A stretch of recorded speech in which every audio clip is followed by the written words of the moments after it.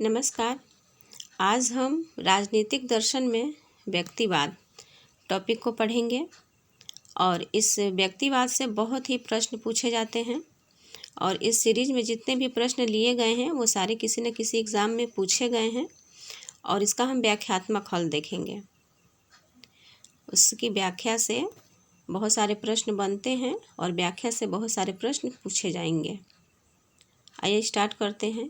पहला प्रश्न है कि व्यक्तिवाद व समाजवाद में किस प्रकार का संबंध है। तो आपको बताना है कि व्यक्तिवाद और समाजवाद में किस प्रकार का संबंध है। परस्पर सहयोग का संबंध है, परस्पर आदान प्रदान का संबंध है, परस्पर मिलना या परस्पर विरोध का संबंध है। तो देखिए, व्यक्तिवाद और समाजवाद में परस्पर विरोध का संबंध होता है।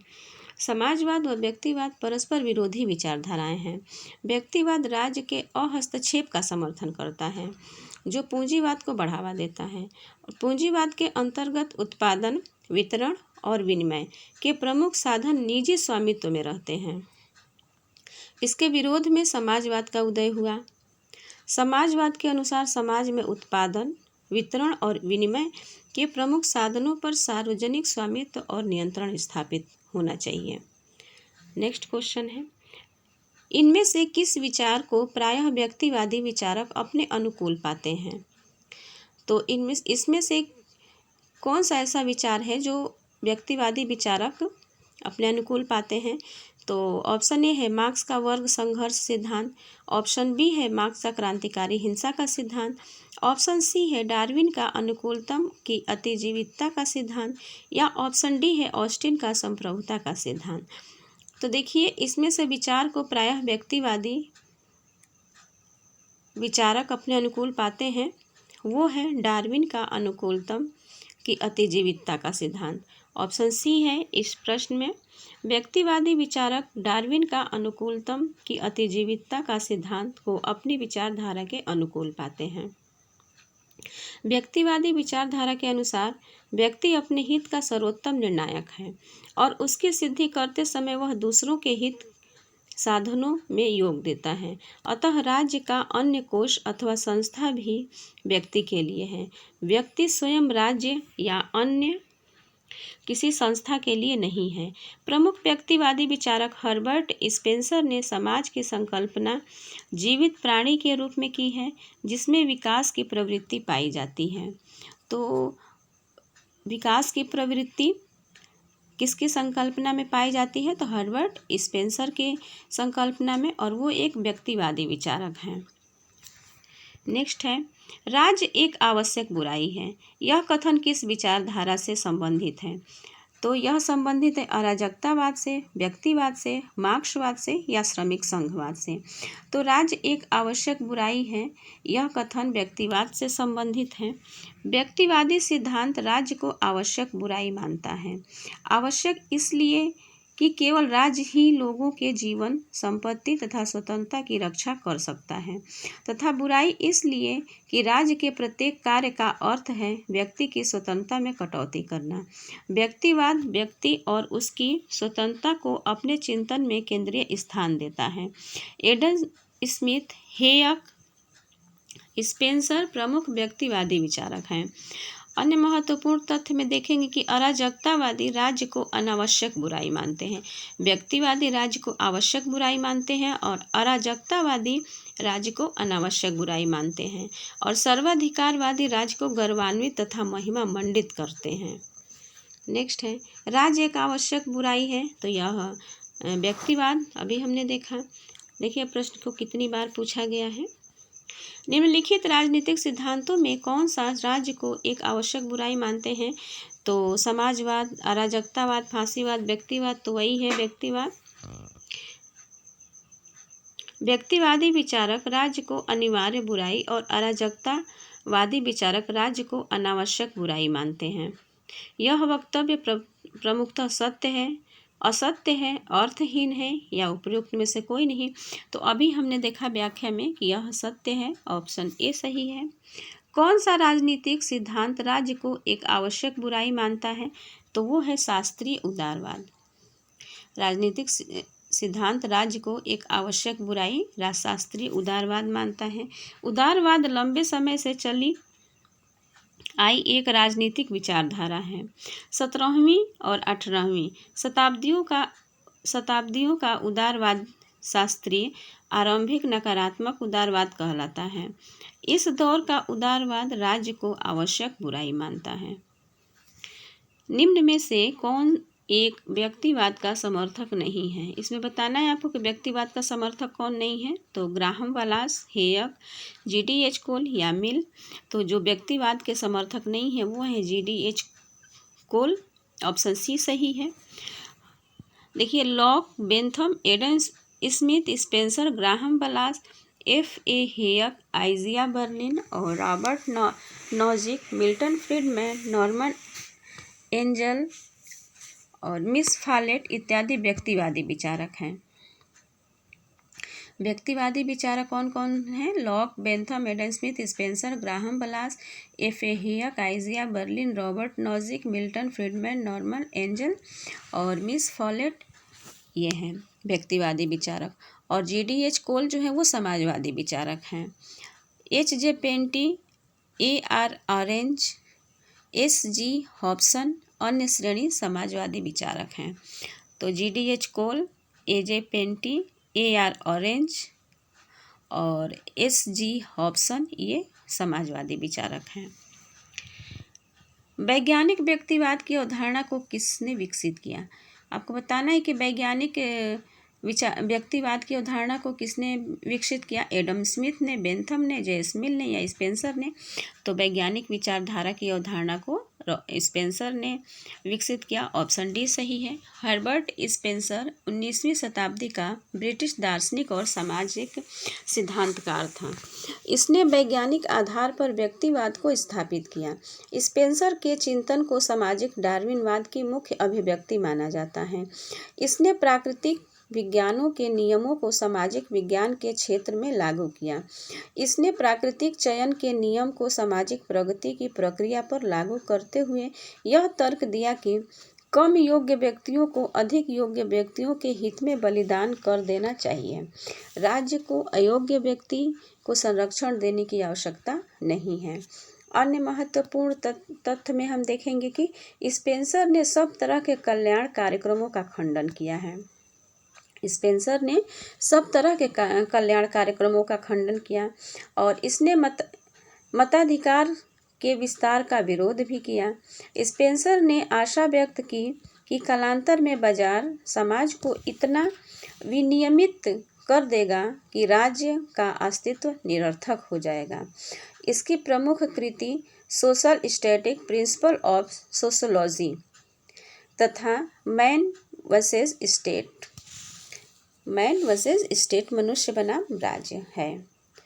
नेक्स्ट क्वेश्चन है, निम्नलिखित में से कौन आधुनिक व्यक्तिवाद का प्रणेता माना जाता है? तो आधुनिकवाद का प्रणेता कौन माना जाता है? Graham Wallas, Laski, Leacock, Hobbes. तो वो ग्राहम वालास माने जाते हैं आधुनिक व्यक्तिवाद के प्रणेता। आधुनिक व्यक्तिवाद व्यक्ति के स्थान पर समूह या समासों की सर्वोपरिता में आस्था रखता है। आधुनिक व्यक्तिवाद सत्ता के विकेंद्रीकरण और राज्य की शक्तियों एवं कार्य क्षेत्र में नियंत्रण का पक्षधर है। ग्राहम वालास, नॉर्मन एंजल्स, बेलॉक तथा मिस फॉलेट आधुनिक व्यक्तिवाद के प्रमुख समर्थक हैं। तो आधुनिक व्यक्तिवाद के समर्थकों का नाम आप याद कर लीजिएगा। इनकी प्रमुख कृतियां हैं ग्राहम वालास की प्रमुख कृति है ग्रेट सोसाइटी और नॉर्मन एंजल्स की प्रमुख कृति है द ग्रेट इल्यूजन और बेलॉक की है द सर्वाइल स्टेट और मिस फॉलेट की है द न्यू स्टेट। ये जो पुस्तकें हैं ये हर साल एक प्रश्न तो इससे आता ही आता है, तो ये पुस्तकों को ध्यान से देख लीजिएगा।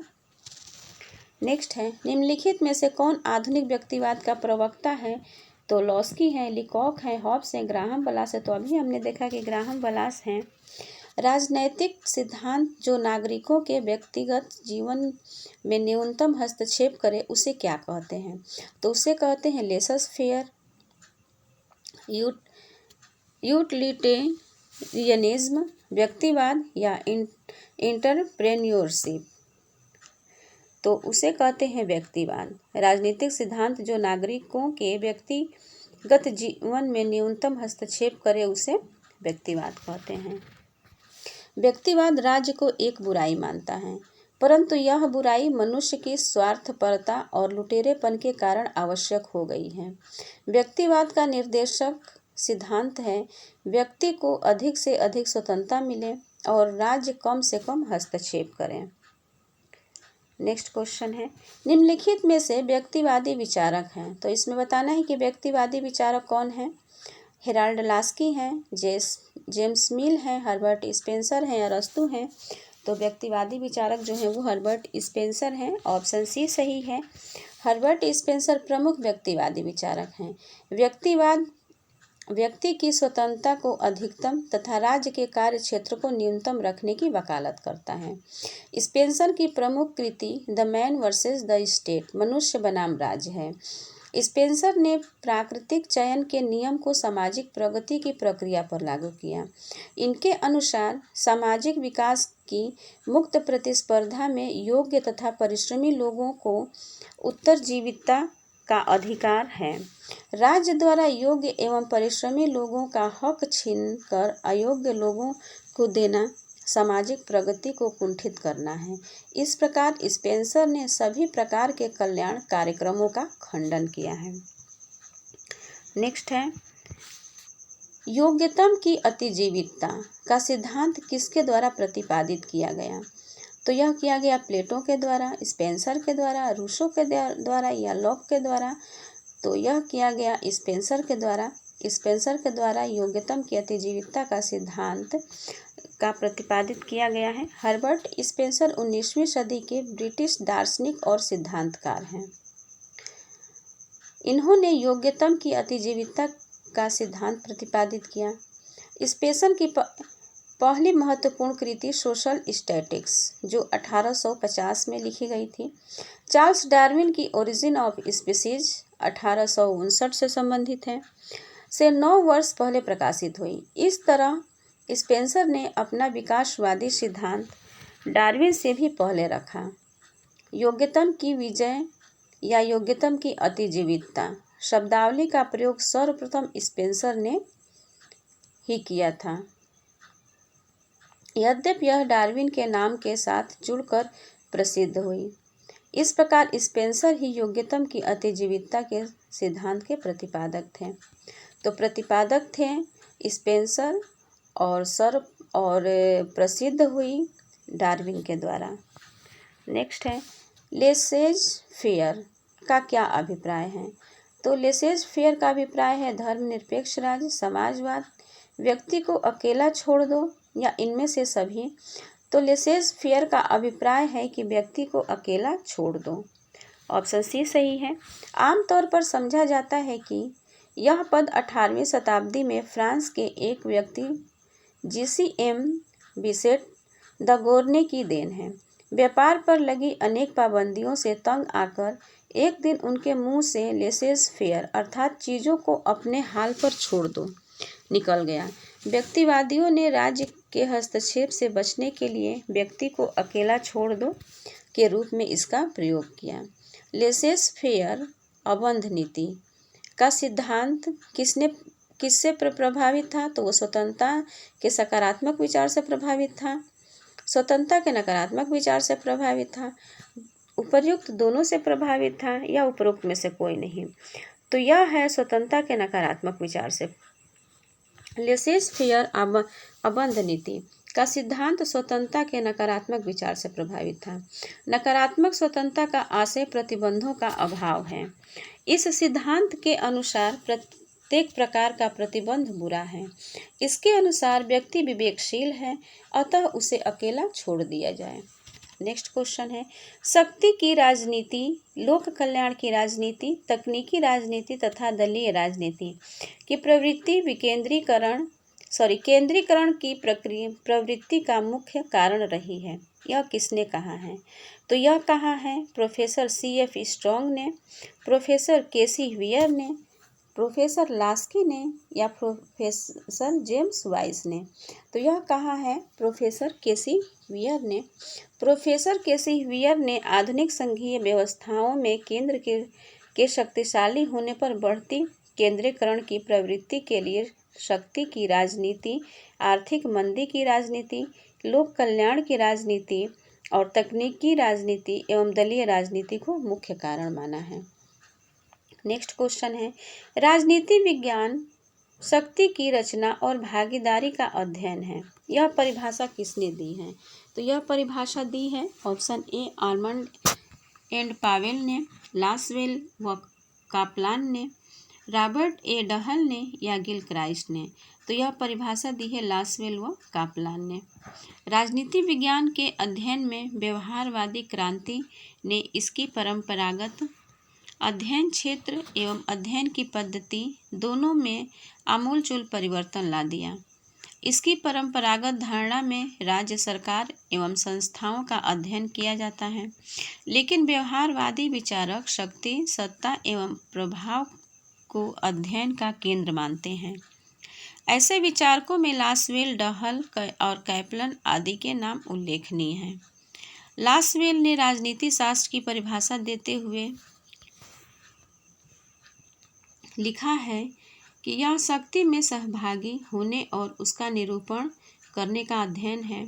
इनके अनुसार राजनीतिक क्रिया वह है जो शक्ति के परिप्रेक्ष्य में संपादित की जाए। नेक्स्ट क्वेश्चन है, किसने राजनीति शास्त्र को शक्ति के निर्धारण एवं साझेदारी के अध्ययन के रूप में परिभाषित किया?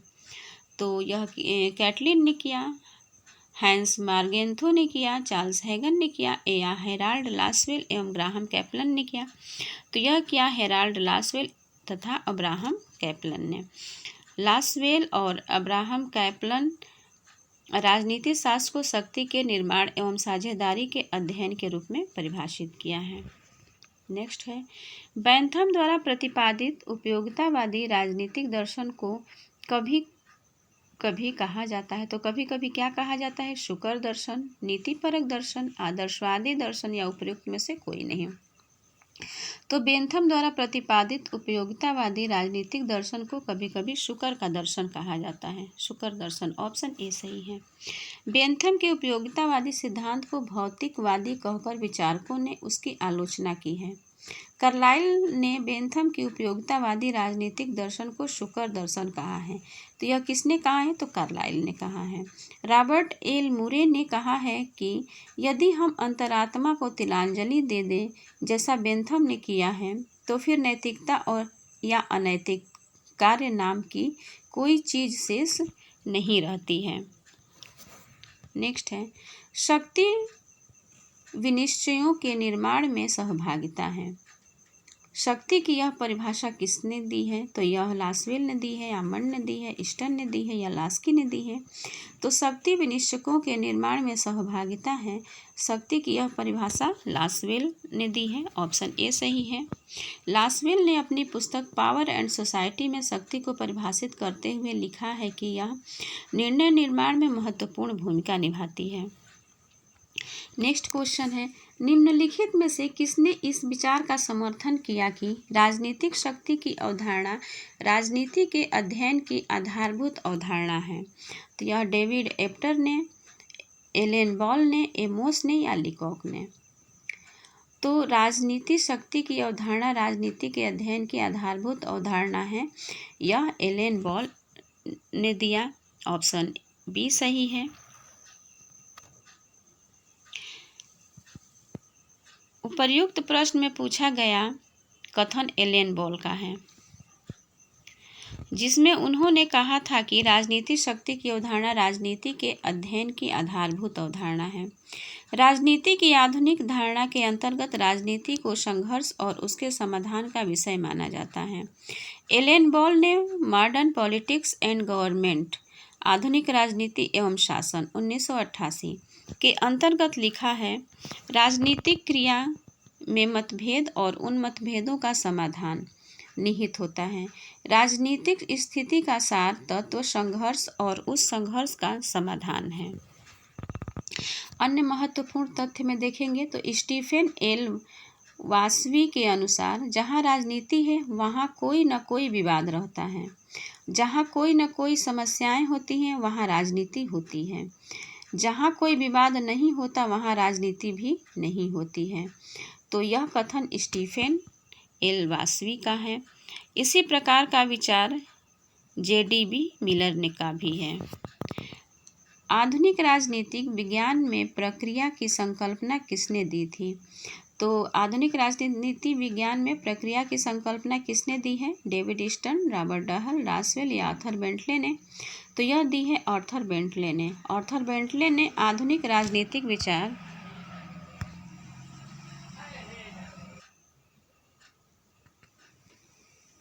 विज्ञान में प्रक्रिया की संकल्पना दी है। आधुनिक राजनीतिक विज्ञान में प्रक्रिया की संकल्पना आर्थर बेंटले ने अपनी पुस्तक द प्रोसेस ऑफ गवर्नमेंट नामक पुस्तक में सुव्यवस्थित रूप से प्रस्तुत की। बेंटले परंपरागत राजनीति विज्ञान का कड़ा आलोचक था। वह उसे बंजर, औपचारिकतापूर्ण, प्राणहीन, बंधिया और स्थैतिक मानता था, क्योंकि उसमें प्रक्रिया के अध्ययन पर पर्याप्त जोर नहीं दिया था। बेंटले के प्रयास से प्रक्रिया के अध्ययन को व्यवहारवादी राजनीति विज्ञान में अपना लिया गया। अब व्यवस्थापिका तथा अन्य प्रक्रियाएं, निर्णय निर्माण प्रक्रिया तथा राजनीतिक प्रक्रिया के अध्ययन पर विशेष बल दिया गया। नेक्स्ट है, कैटलिन के अनुसार राजनीति विज्ञान का विषय क्षेत्र क्या है? तो यह शक्ति का अध्ययन है, सार्वजनिक सहमति का अध्ययन है, संघर्ष का तनाव का अध्ययन है या मानव स्वभाव का अध्ययन है। तो कैटलिन के अनुसार राजनीति विज्ञान के विषय क्षेत्र जो है वो है शक्ति का अध्ययन। ऑप्शन ए सही है। कैटलिन राजनीति शास्त्र को शक्ति का विज्ञान कहते हैं। वे लिखते हैं, शक्ति की संकल्पना संभवतः समस्त राजनीतिक शास्त्र की मूल संकल्पना है। कैटलिन के अनुसार राजनीतिक शास्त्र नियंत्रण की उस स्थिति का अध्ययन है जो शक्ति प्राप्त करने के लिए एक मूलभूत अज्ञात प्रेरणा के द्वारा निर्धारित होती है। नेक्स्ट है, अरस्तु के अनुसार दासता। तो अरस्तु के अनुसार दासता क्या है? दैवीय दंड का एक रूप है किंतु हानिकारक है, अप्राकृतिक और अस्थायी है।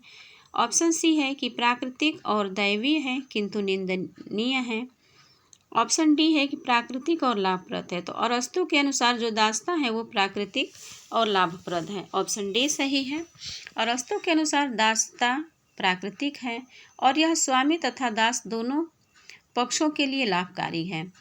अरस्तु का मानना है कि प्रकृति में मनुष्यों को दो समूहों में बांटा है। प्रकृति ने मनुष्यों को दो समूहों में बांटा है। जिन आत्माओं में प्रकृति ने शासन और आदेश मानने का सिद्धांत जमाया है वे प्राकृतिक दासता तथा दूसरे मनुष्य स्वतंत्र होते हैं और शासक के रूप में पैदा होते हैं। उसमें बौद्धिक बल होता है, वे स्वामी होते हैं। इस तरह बौद्धिक असमानता और शारीरिक क्षमता के आधार पर दास स्वामी का संबंध प्रारंभ हुआ। अन्य महत्वपूर्ण तथ्य में देखेंगे, अरस्तु दासता को दो प्रकार स्वाभाविक दासता तथा वैधानिक दासता बताते हैं। अरस्तु दासों को सजीव एवं पारिवारिक संपत्ति मानते हैं। अरस्तु ने अपनी नागरिकता संबंधी अवधारणा में दासों को बाहर रखा है। वह दासों को राज्य का नागरिक नहीं मानते हैं। नेक्स्ट प्रश्न है, अरस्तु के अनुसार निम्न में से कौन सा यथार्थवादी और व्यवहारिक राज्य है? तो वह है लोकतंत्र, कुलीन तंत्र, अभिजात वर्ग या राजतंत्र। तो इस अरस्तु ने पॉलिटिक्स की 7वीं तथा 8वीं पुस्तक में आदर्श राज्य का सुंदर चित्र प्रस्तुत किया है। वह प्लेटो के आदर्श राजतंत्र को सर्वश्रेष्ठ शासन मानते हैं, लेकिन यह व्यवहार में संभव नहीं है। अरस्तु पॉलिटी अथवा संयत जनतंत्र को व्यवहार में आ सकने वाला सबसे अच्छा शासन मानता है। अरस्तु के अनुसार पॉलिटी मध्यम वर्ग का शासन है तथा इसमें क्रांति की संभावनाएं 9 के बराबर हैं। प्रश्न के विकल्प में ऐसा कोई प्राप्त नहीं होता है। नेक्स्ट क्वेश्चन है, अरस्तु की नागरिकता की अवधारणा लागू करने पर केवल कुछ भारतवासी भारत के नागरिक भारत के माने जाएंगे। ऑप्शन बी में है कि भारतीय मूल के सभी लोग भारत के नागरिक माने जाएंगे। ऑप्शन सी है कि सभी अनिवासी भारतीय नागरिक माने जाएंगे, भारतीय नागरिक माने जाएंगे, या उपरोक्त में से कोई नहीं। तो अरस्तू की नागरिकता की अवधारणा लागू करने पर केवल कुछ भारतवासी भारत के नागरिक भारत के माने जाएंगे। अरस्तू की नागरिकता की अवधारणा लागू करने पर केवल कुछ भारतवासी भारत के नागरिक भारत के माने जाएंगे, क्योंकि अरस्तू ने राज्य में निवास करते हुए भी नागरिक न होने के 4 दशाएं बतलाई हैं, जो इस प्रकार हैं। किसी राज्य में निवास करने से नागरिकता नहीं मिलती, क्योंकि स्त्री, बच्चे, दास और विदेशी को नागरिक नहीं माना जाता है। अरस्तू जो है वो स्त्री, बच्चे और दास को नागरिक नहीं मानते हैं और विदेशियों को। किसी पर अभियोग चलाने का अधिकार रखने वाले व्यक्ति को नागरिक नहीं माना जा सकता, क्योंकि संधि के द्वारा यह अधिकार किसी विदेशी को भी प्राप्त हो सकता है। उन व्यक्तियों को नागरिक नहीं माना जा सकता जिसके माता पिता दूसरे राज्य के नागरिक हों। निष्कासित तथा मताधिकार से वंचित व्यक्ति को भी राज्य का नागरिक नहीं माना जा सकता है। अन्य महत्वपूर्ण तथ्य में देखेंगे, अरस्तू ने अपने प्रसिद्ध ग्रंथ पॉलिटिक्स में राज्य एवं नागरिकता संबंधी विचार प्रकट किए हैं। अरस्तू मकदूनिया के राजकुमार सिकंदर का शिक्षक था। नेक्स्ट क्वेश्चन है, निम्नलिखित में से कौन एक नागरिक समाज की महत्वपूर्ण विशेषता है? तो वो है बाध्यकारिता, सामीप्य, स्वेच्छा या दया। तो नागरिक समाज की महत्वपूर्ण विशेषता बाध्यकारिता है। ऑप्शन ए सही है। नेक्स्ट इसकी व्याख्या देखेंगे। नागरिक समाज के संदर्भ में उदारवादी और मार्क्सवादी व्याख्या में अंतर है, फिर भी इसके बाध्यकारी स्वरूप को लेकर दोनों सहमत हैं। उदारवाद में नागरिक समाज की कानूनी संकल्पना को महत्वपूर्ण माना गया है, जिसमें सभी नागरिक कानून का पालन करते हुए मिलजुल कर रहते हैं। मार्क्सवाद नागरिक समाज की संरचनाओं पर बल देते हैं, जिसके माध्यम से एक वर्ग दूसरे वर्ग पर प्रभुत्व स्थापित कर शासन को वैध बनाते हैं। नेक्स्ट है, राजनीति विज्ञान में व्यवहारवाद एक प्रवृत्ति थी, जिसने राजनीति विज्ञान को मानव प्रकृति पर आधारित किया, राजनीति विज्ञान को सामाजिक विज्ञान के बदलने का प्रयास किया। ऑप्शन सी है कि शक्ति की अवधारणा को प्रक्रिया की अवधारणा के लिए स्वीकार किया। ऑप्शन डी है कि व्याख्या को प्रतिमानों के लिए प्रतिस्थापित किया। तो इसमें सही जो है वो है ऑप्शन ए, राजनीति विज्ञान को मानव प्रकृति पर आधारित किया। राजनीति विज्ञान में व्यवहारवाद एक प्रकृति थी, जिसने राजनीति विज्ञान को मानव प्रकृति पर आधारित किया। राजनीति विज्ञान में व्यवहारवाद एक आंदोलन के रूप में 20वीं सदी में उभरा। इसका मुख्य ध्येय मनुष्य के राजनीतिक व्यवहार को अध्ययन का केंद्र बिंदु मानना था, जिससे यह तथ्य प्राप्त हो सके कि विभिन्न परिस्थितियों में मनुष्य किस प्रकार का व्यवहार करता है। इस प्रकार व्यवहारवाद राजनीति विज्ञान को मानव प्रकृति पर आधारित किया। व्यवहारवाद राजनीति को वैज्ञानिक दृष्टिकोण देने के लिए इसे मूल्य निरपेक्ष बनाया तथा इसके अध्ययन में वैज्ञानिक प्रविधियों का प्रयोग किया। इसका उद्देश्य राजनीति विज्ञान को प्राकृतिक विज्ञान जैसा बनाना था, न कि राजनीतिक विज्ञान को प्राकृतिक विज्ञान में बदलना। नेक्स्ट है, व्यवहारवाद की एक महत्वपूर्ण विशेषता है परंपरागत दृष्टिकोण, संवैधानिक दृष्टिकोण, अंतर अनुशासनात्मक दृष्टिकोण या ऐतिहासिक दृष्टिकोण। तो व्यवहारवाद की एक महत्वपूर्ण विशेषता है अंतर अनुशासनात्मक दृष्टिकोण। ऑप्शन सी सही है। व्यवहारवाद को वैज्ञानिकता के सांचे में ढालने के लिए अंतर अनुशासनात्मक दृष्टिकोण का उपयोग किया गया। इस दृष्टिकोण के अंतर्गत राजनीति विज्ञान को विभिन्न विषयों से संबंध का अध्ययन पर बल दिया जाता है। नेक्स्ट है, व्यवहारपरक राजनीति विज्ञान का जनक माना जाता है। तो व्यवहारपरक राजनीति विज्ञान का जनक माना जाता है डेविड ईस्टन को, चार्ल्स मेरियम को, गैब्रियल आमंड को या ग्राहम बलास को। तो व्यवहारपरक राजनीति विज्ञान का जनक माना जाता है चार्ल्स मेरियम को। ऑप्शन बी सही है। चार्ल्स ई मेरियम को व्यवहारवादी राजनीति विज्ञान का बौद्धिक जनक माना जाता है। इन्होंने ही सर्वप्रथम राजनीति व्यवहार को राजनीतिक शोध में सम्मिलित करने की बात कही। मेरियम के नेतृत्व में शिकागो विश्वविद्यालय का राजनीतिक विज्ञान विभाग संचालित किया गया। 1925 में व्यवहारवादी क्रांति का शिकागो विश्वविद्यालय से विधिवत सूत्रपात हुआ। यद्यपि कि राजनीति शास्त्र में इसका व्यापक प्रचलन दूसरे महायुद्ध के बाद ही हुआ। व्यवहारवादी आंदोलन को आगे बढ़ाने में दो अमेरिकी संगठनों का बड़ा योगदान रहा। ये संगठन अमेरिकन पॉलिटिकल साइंस एसोसिएशन और सोशल साइंस रिसर्च काउंसिल थे। तो व्यवहारवादी आंदोलन को आगे बढ़ाने में अमेरिकी संगठनों का कौन सा दो रहा?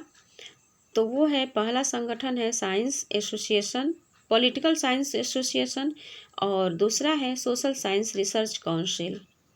नेक्स्ट है, इनमें से कौन व्यवहारवाद और उत्तर व्यवहारवाद का प्रतिपादक है? तो वो हैं George Catlin, David Easton, Leo Strauss या चार्ल्स मेरियम। तो डेविड ईस्टर्न जो है वो व्यवहारवाद और उत्तर व्यवहार के प्रतिपादक माने जाते हैं। व्यवहारवाद और उत्तर व्यवहारवाद दोनों ही अवधारणाओं में योगदान देने का श्रेय डेविड ईस्टर्न को है, जबकि वह उत्तर व्यवहारवाद का प्रतिपादक भी हैं। व्यवहारवाद को प्रतिपादित करने का श्रेय मेरियम एवं उनके सहयोगियों को दिया जाता है। नेक्स्ट है, इनमें से किसने राजनीति विज्ञान के व्यवहारवादी अध्ययन के विकास में योगदान दिया? तो वो डेविड ईस्टर्न ने दिया, लिपसेट ने दिया, ग्राहम बलास ने दिया या गैब्रियल आमंड ने दिया? तो यह दिया है डेविड ईस्टर्न ने। डेविड ईस्टर्न ने राजनीति विज्ञान के व्यवहारी अध्ययन के विकास में योगदान दिया। नेक्स्ट है, राजनीति शास्त्र के अध्ययन के व्यवहारवादी उपागम के विकास के लिए उत्तरदायी राजनीतिक वैज्ञानिक कौन था? तो वो कार्ल पॉपर थे, लॉर्ड ब्राइस थे, डेविड ईस्टर्न थे या एमिल बोरेल थे? तो राजनीतिक शास्त्र के अध्ययन के व्यवहारवादी उपागम के विकास के लिए उत्तरदायी राजनीतिक वैज्ञानिक डेविड ईस्टर्न थे। नेक्स्ट है, द्वितीय महायुद्ध के पश्चात व्यवहारवादी विचारधारा को विकसित करने का श्रेय? तो यह अमेरिकी राजनीतिक विचारकों को है, रूसी राजनीतिक विचारकों को है, एशियाई राजनीतिक विचारकों को है या अफ्रीकी राजनीतिक विचारकों को है? तो द्वितीय महायुद्ध के पश्चात व्यवहारवादी विचार को विकसित करने का श्रेय अमेरिकी राजनीतिक विचारकों को है। द्वितीय विश्व युद्ध के पश्चात चार्ल्स मेरियम, चार्ल्स बियर्ड, A.L. लावेल, आर्थर बेंटले के नेतृत्व में अमेरिकी राजनीतिक विचारकों को व्यवहारवादी विचारधारा को विकसित करने का श्रेय जाता है। नेक्स्ट है, निम्नलिखित में से कौन व्यवहारवाद का समर्थक है? आपको बताना है कि व्यवहारवाद का समर्थक कौन है। प्लेटो है, रूसो है, T.H. ग्रीन है या डेविड ईस्टर्न है? तो यह डेविड ईस्टर्न है। व्यवहारवाद के उद्भव, विकास और संशोधन में डेविड ईस्टर्न का महत्वपूर्ण योगदान है। इन्होंने अपनी पुस्तक द पॉलिटिकल सिस्टम में व्यवहारवाद का व्यापक विश्लेषण किया है। नेक्स्ट है, व्यवहारवादी उपागम का जन्म 1940 के दशक में कहाँ हुआ? तो व्यवहारवादी उपागम का जन्म कहाँ हुआ था? अमेरिका में, ब्रिटेन में, फ्रांस में या जर्मनी में? तो यह अमेरिका में हुआ था। व्यवहारवादी उपागम का जन्म अमेरिका में हुआ था। 1940 के दशक में चार्ल्स मेरियम के नेतृत्व में राजनीतिक व्यवहार के वैज्ञानिक अध्ययन पर आधारित करने की कोशिश शुरू हो चुकी थी। नेक्स्ट है, व्यवहारवादी आंदोलन के बौद्धिक जनक। तो व्यवहारवादी आंदोलन के बौद्धिक जनक कौन है? प्रोढन है, मैकियावेली है, मैकाइवर है या चार्ल्स ई मेरियम है? तो यह चार्ल्स ई मेरियम है, ऑप्शन डी सही है। व्यवहारवादी आंदोलन के बौद्धिक जनक चार्ल्स ई मेरियम माने जाते हैं। निम्नलिखित में से किसने मताधिकार के लिए योगदान का समर्थन किया? तो यह किया है जे बेंथम ने, जे मिल ने, T.H. ग्रीन ने या ई बार्कर ने? तो यह किया है जे मिल ने। जे मिल ने मताधिकार के लिए योग्यता का समर्थन दिया। जे मिल ने मताधिकार के लिए योग्यता का समर्थन किया है। मिल का मत है कि मताधिकार केवल उन्हीं को मिलना चाहिए जो संपत्तिशाली हैं और जो राज्य को कम से कम या अधिक मात्रा में कर देते हैं। रूसो ने कहा है कि प्रभुसत्ता जनता में रहती है। इसका तात्पर्य है कि मताधिकार प्रत्येक वयस्क को मिलना चाहिए। नेक्स्ट क्वेश्चन है, निम्नलिखित में से किस व्यवहारवादी विचारक ने अपने चिंतन में मानवीय स्वतंत्रता एवं प्रतिष्ठा को इरादों, प्रयोजन और प्रेरणा से जोड़ा है? तो यह जोड़ा है B.F. स्किनर ने, डेविड स्टर ने, लियोनार्ड वाइट ने या शुमा ने। तो यह जोड़ा है B.F. स्किनर ने। B.F. स्किनर एक अमेरिकी मनोवैज्ञानिक, व्यवहारवादी एवं सामाजिक दार्शनिक तथा एक कुशल शिक्षा मनोवैज्ञानिक थे। उन्होंने कबूतर एवं चूहे पर अपना प्रयोग करके क्रिया प्रसूत अनुबंधन का सिद्धांत दिया तथा अपने शोध के माध्यम से मानवीय स्वतंत्रता, प्रतिष्ठा, प्रयोजन एवं प्रेरणा का महत्वपूर्ण विचार दिया। नेक्स्ट है, उत्तर व्यवहारवाद का आधारभूत लक्षण नहीं है। तो यह नहीं है प्राविधि से पूर्व सार, सामाजिक परिवर्तन पर बल, कर्मनिष्ठ विज्ञान, या ऑप्शन डी है सामाजिक रूढ़िवादिता की विचारधारा। तो उत्तर व्यवहारवाद का आधारभूत लक्षण नहीं है सामाजिक रूढ़िवादिता की विचारधारा। ऑप्शन डी सही है। उत्तर व्यवहारवाद ने व्यवहारवाद की तीव्र आलोचना अवश्य की, परंतु उसने परंपरावाद को फिर से स्थापित करने का समर्थन नहीं किया। इसलिए सामाजिक रूढ़िवादिता की विचारधारा उत्तर व्यवहारवाद का लक्षण नहीं है। नेक्स्ट है, उत्तर व्यवहारवाद की सर्वोत्तम व्याख्या की जा सकती है। तो व्यवहारवाद के लिए खतरे के रूप में, व्यवहारवादी शोध के प्रसार के रूप में, परंपरावादी दृष्टिकोण की समालोचना के रूप में, या ऑप्शन डी है संरचनात्मक प्रकार्यवादी दृष्टिकोण के अग्रदूत के रूप में। तो उत्तर व्यवहारवाद की सर्वोत्तम व्याख्या की जा सकती है संरचनात्मक प्रकार्यवाद दृष्टिकोण के अग्रदूत के रूप में। उत्तर व्यवहारवाद के समयानुकूल संशोधन के रूप में अस्तित्व में आया था। अतः न तो यह व्यवहारवाद के लिए खतरा था, न ही व्यवहारवादी शोध को महत्व देता था, और न ही पुनः परंपरावादी दृष्टिकोण की स्थापना का प्रयास था। नेक्स्ट है, उत्तर व्यवहारवाद की एक प्रमुख विशेषता है। तो उत्तर व्यवहारवाद की प्रमुख विशेषता क्या है? परंपरागत दृष्टिकोण, राज्य का अध्ययन, ज्ञान का आधार सुधार नहीं है, या यह प्रक्रिया नहीं अपितु क्रांति है। तो उत्तर व्यवहारवाद की एक प्रमुख विशेषता है यह प्रतिक्रिया नहीं अपितु क्रांति है। ऑप्शन डी सही है। व्यवहारवाद बदली हुई परिस्थितियों का समाधान नहीं कर पा रहा था। उसकी जड़ता को समाप्त करने और मूल्य सापेक्षता तथा सामाजिक समस्याओं के समाधान में प्रभावी भूमिका निभाने के लिए उत्तर व्यवहारवाद क्रांति के रूप में अस्तित्व में आया। नेक्स्ट क्वेश्चन है, निवेश, निर्गम और पुनर्निवेश शब्दों का प्रयोग किसकी व्याख्या में होता है? ऑप्शन ए है अंतर्राष्ट्रीय राजनीति की व्याख्या में, ऑप्शन बी है राजनैतिक दलों की व्याख्या में, ऑप्शन सी है दबाव समूहों की व्याख्या में, ऑप्शन डी है राजनीतिक व्यवस्था की व्याख्या में। तो निवेश, निर्गम और पुनर्निवेश शब्दों का प्रयोग जो है वो राजनीतिक व्यवस्था की व्याख्या में होता है। ऑप्शन डी सही है। निवेश, निर्गम और पुनर्निवेश शब्दों का प्रयोग राजनीतिक व्यवस्था की व्याख्या करने हेतु होता है। राजनीतिक प्रणाली की संकल्पना आधुनिक राजनीति विश्लेषण की देन है। अन्य महत्वपूर्ण तथ्य में हम देखेंगे कि किसी भी पर्यावरण में जिस ढांचे के अंतर्गत कोई विशेष प्रक्रिया संपन्न होती है उसे प्रणाली कहा जाता है। डेविड स्टर ने अपनी नई कृति ए फ्रेमवर्क फॉर पॉलिटिक एनालिसिस राजनीतिक विश्लेषण का ढांचा 1965 में राजनीतिक प्रणाली का वर्णन किया।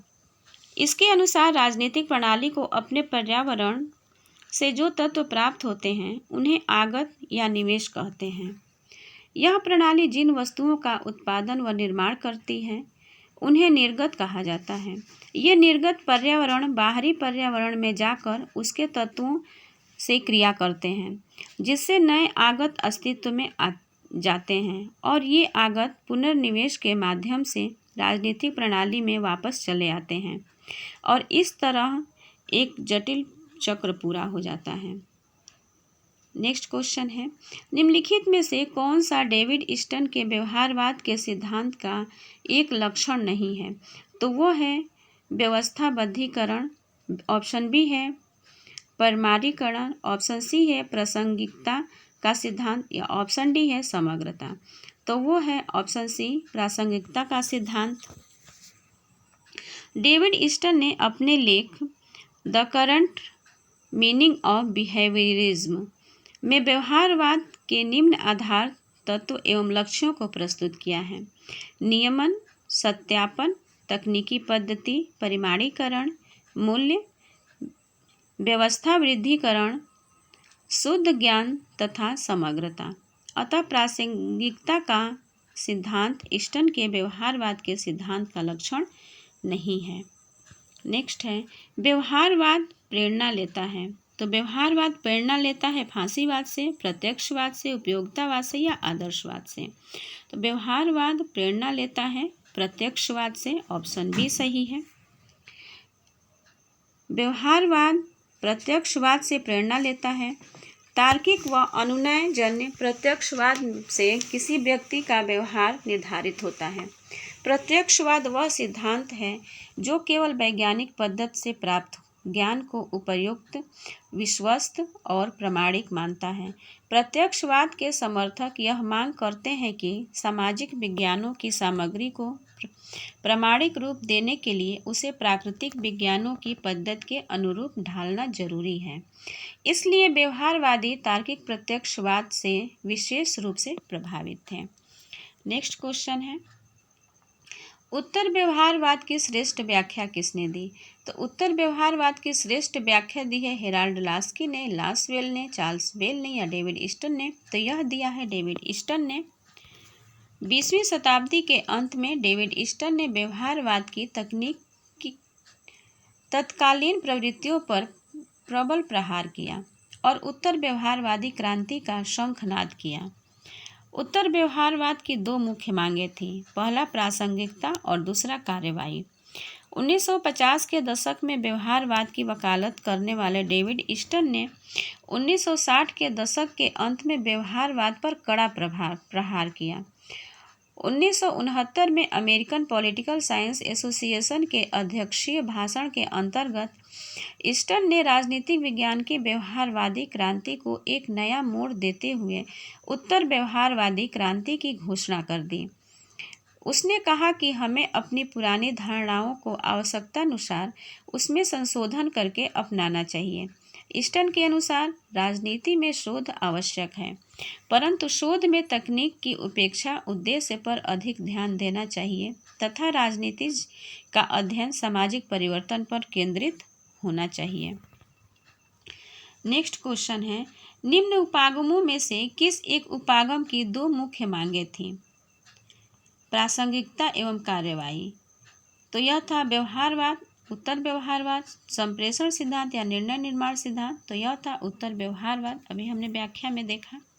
उत्तर व्यवहारवाद वास्तव में एक क्रांति है। इसका श्रेय जाता है डेविड ईस्टन को। अभी हमने व्याख्या में देखा। उत्तर व्यवहारवाद बल देता है, तो उत्तर व्यवहारवाद बल देता है उपादेयता पर और कृत्य पर। यह दोनों पर उत्तर व्यवहारवाद बल देता है।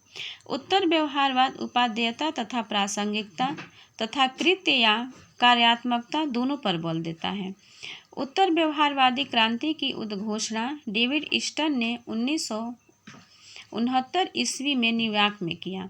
डेविड ने कहा कि राजनीति विज्ञान को शोध और अध्ययन को समसामयिक समस्याओं के साथ संगति बैठाना चाहिए तथा साथ ही उसके प्रति कार्यशील भी होना चाहिए, जिससे कि राजनीति शास्त्र को इतना प्रगतिशील बनाया जा सके कि वह किसी भी सामाजिक व राजनीतिक समस्या का समुचित हल प्रस्तुत कर सके। नेक्स्ट क्वेश्चन है, फ्रैंकफर्ट स्कूल में पूंजीवादी समाज की सांस्कृतिक आलोचना विशेषकर किस बात को लेकर की है? तो यह तकनीकी प्रभुत्व को लेकर की है, पूंजीवादी प्रभुत्व को लेकर की है, मनोवैज्ञानिक प्रभुत्व को लेकर की है या उपरोक्त में से कोई नहीं। तो यह फ्रैंकफर्ट स्कूल ने पूंजीवादी समाज की सांस्कृतिक आलोचना विशेषकर मनोवैज्ञानिक प्रभुत्व को लेकर की है। फ्रैंकफर्ट स्कूल नव मार्क्सवादी दर्शन का वर्णन करता है, जिसे 1930 के दशक में जर्मनी में विकसित किया गया था। हर्बर्ट मार्क्यूजे, एरिक फ्राम और यूग्रेन हेबरमास जैसे विचारकों ने पूंजीवादी समाज की आलोचना मनोवैज्ञानिक प्रभुत्व के आधार पर की है। पूंजीवाद वर्तमान में शिक्षा, संस्कृति और उदार प्रणाली के आधार पर स्वयं को वैध बनाने का प्रयास कर रहा है। इसका प्रभाव आर्थिक नहीं, मनोवैज्ञानिक है। नेक्स्ट क्वेश्चन है, इनमें से किसने कहा है राजनीतिक समाज में मूल्यों का आधिकारिक आवंटन है? तो यह कहा है A.R. बाल ने, डेविड ईस्टन ने, गैब्रियल आमंड ने या लिपसेट ने? तो यह कहा है डेविड ईस्टन ने। 1908 में अमेरिका में व्यवहारवादी आंदोलन की शुरुआत होती है, जिसमें ईस्टन एक मुख्य व्यवहारवादी विचारक है। ईस्टन ने व्यवस्था सिद्धांत के माध्यम से 1950 के दशक में अपने विचारों की व्याख्या की। इनके अनुसार मूल्यों का संपूर्ण समाज के लिए आवंटन होना चाहिए। यदि यह आवंटन विशेष वर्ग के लिए होता है तो समाज में अशांति और अराजकता का वातावरण होगा। अतः समाज में व्यवस्था बनाए रखने के लिए ऐसे सिद्धांत परम आवश्यक हैं। डेविड ईस्टन के अनुसार राजनीति विज्ञान समाज में मूल्यों का सत्तात्मक वितरण है। नेक्स्ट क्वेश्चन है, निम्नलिखित में से कौन सा समाज कल्याण की सही संरचना है? तो यह है व्यक्तिगत अधिकार। ऑप्शन बी है व्यक्तिगत अधिकार और सामाजिक हित के मध्य विभाज्य दीवार। ऑप्शन सी है व्यक्ति लोक कल्याण के विरुद्ध किसी अधिकार का उपयोग नहीं कर सकता। ऑप्शन डी है सामाजिक हित के कल्याण परंपराओं से आबद्ध है। तो समाज कल्याण की सही संरचना है कि व्यक्ति लोक कल्याण के विरुद्ध किसी अधिकार का उपयोग नहीं कर सकता। ऑप्शन सी सही है। व्यक्ति के निरपेक्ष अधिकारों की संकल्पना को अस्वीकार करते हुए समाज कल्याण सिद्धांत लोक कल्याण के विरुद्ध किसी भी अधिकार को मान्यता नहीं देता। भारतीय संविधान में भी मूल अधिकारों के साथ कुछ उपबंधों को जोड़कर समाज कल्याण की दृष्टि से निर्बंधन आरोपित किए गए हैं। नेक्स्ट क्वेश्चन है, एक संतुष्ट सुअर से एक असंतुष्ट सुकरात का जीवन श्रेयस्कर है। यह कथन किसका है? तो यह कथन है बेंथम के सुखवाद से, जेम्स मिल के व्यक्तिवाद से, अधिकतम हित के उपयोगितावादी दर्शन से या अधिकतम लोगों की गणतंत्रवादी संख्या से? तो यह है ऑप्शन बी जेम्स मिल के व्यक्तिवाद से। उपयोगितावाद के जनक बेंथम का दावा था कि राज्य को उपयोगिता को ध्यान में रखते हुए अधिकतम लोगों का अधिकतम हित करना चाहिए। इन्होंने उपयोगिता का महत्व परिणाम के आधार पर बताया, अर्थात यदि कविता पढ़ने एवं कंचा खेलने में समान आनंद आता है तो दोनों में कोई अंतर नहीं है। जेम्स मिल ने इसका खंडन करते हुए इसमें गुणात्मक भेद को स्पष्ट किया तथा कहा है एक संतुष्ट सुअर से असंतुष्ट सुकरात का जीवन अच्छा है। इस प्रकार मिल तत्कालीन परिणाम के साथ साथ उसके दीर्घकालीन गुणात्मक महत्व पर ध्यान देता है। नेक्स्ट है कि किसने लिखा है कि एक असंतुष्ट सुअर की अपेक्षा एक असंतुष्ट सुकरात होना कहीं अच्छा है? तो अभी हमने यह देखा प्रश्न में जेम्स मिल ने कहा है। नेक्स्ट है, निम्नलिखित में से कौन एक आदर्शवादी विचारक नहीं है? तो वो हेगेल है, ग्रीन है, बोसांके है, बेंथम है। तो आदर्शवादी विचारक जो नहीं है वो है बेंथम। बाकी हेगेल, ग्रीन और बोसांके आदर्शवादी विचारक हैं। प्रसिद्ध जर्मन दार्शनिक Immanuel Kant, Hegel, TH. Green एवं बर्नार्ड बोसांके आदि प्रमुख आदर्शवादी विचारक हैं। बेंथम उपयोगितावादी विचारक हैं। नेक्स्ट है, किसका विश्वास था कि व्यक्ति अपने पिता की मृत्यु को भूल सकता है परंतु अपनी संपत्ति की हानि को नहीं भूल सकता? तो यह मैकियावेली का है, बोंदा का है, हॉब्स का है या लॉक का है? तो यह मैकियावेली का विचार है कि व्यक्ति अपने पिता की मृत्यु को भूल सकता है परंतु उसकी संपत्ति की हानि पहुंचाने वाले को नहीं भूल सकता। और यह है इस सीरीज का अंतिम प्रश्न। तो ये प्रश्न आपको कैसे लगे कमेंट बॉक्स में ज़रूर बताइएगा। और इस चैनल को अगर आप लोगों ने सब्सक्राइब नहीं किया है तो सब्सक्राइब कर लीजिए, ताकि आने वाली हर वीडियो आप तक सबसे पहले पहुँचे। वीडियो देखने के लिए धन्यवाद।